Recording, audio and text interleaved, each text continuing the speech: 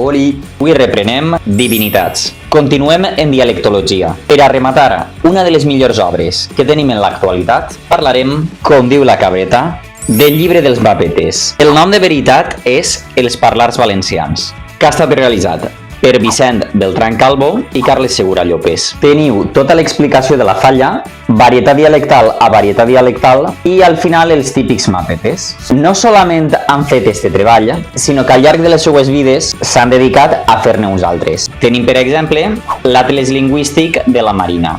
Esta vegada fet per Vicent Beltrán i per Teresa Herrero. Així, per exemple, tenim el parlar de la Canyada, on podem trobar roig, vermell i encarnat. Com jo sempre dic, tots aquests treballs ens ajuden a saber com parla cada un en la seva localitat. A diferència de l'Atles lingüístic del domini català de Joan Veny i Lídia Pons, estos es basen simplement en el País Valencià, o sigui que són treballs més minuciosos i podem veure de més a prop on es diu cada cosa. Moltes gràcies a tot el professorat universitari que heu dedicat la vostra vida per a fer tots aquests treballs, perquè sempre està molt bé donar les gràcies a persones que ja no es troben entre nosaltres, però també està molt bé agrair a investigadors que encara sou jovens. O sigui que ja ho sabeu, si voleu pegar-los una miradeta, podeu preguntar-los directament a ells i buscar els treballs que han fet.